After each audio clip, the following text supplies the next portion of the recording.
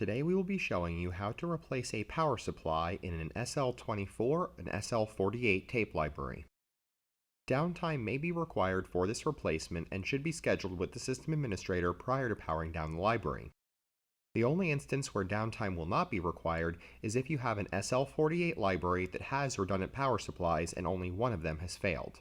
If this is the case, you can swap the failed supply while the library is still powered on.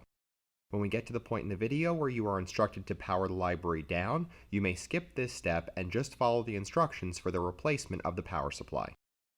If you need to order a replacement supply from the Rocket Platform website, please use part number 380-1571.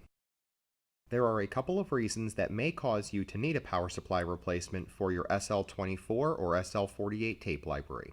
The power supply may be completely dead, or it may also have a fan that is spinning at too low of a speed or not spinning at all.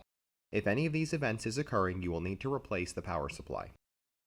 If this is an SL24, there will only be a single power supply in the rear of the machine.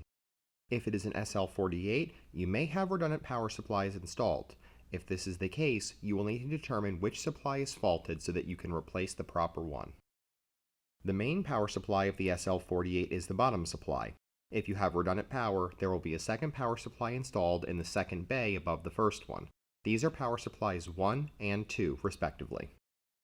Once you have determined which supply you need to replace, you will need to power the library off if you have not already done so.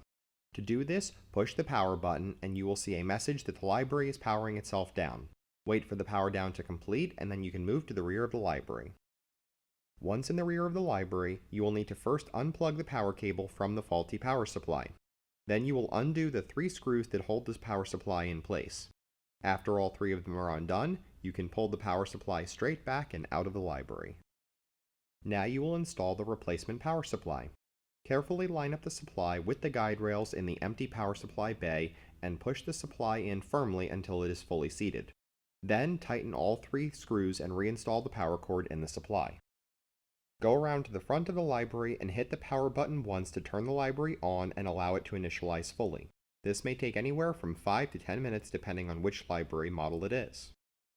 Once the library displays the library name with the drive status if it is an SL24, or shows the library status as ready on the operator panel if it is an SL48, the initialization is now complete.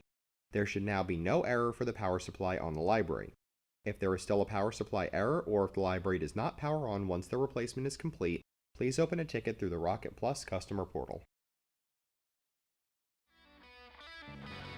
Thanks for watching. This has been another video by the Top 10 USA Video Production Team.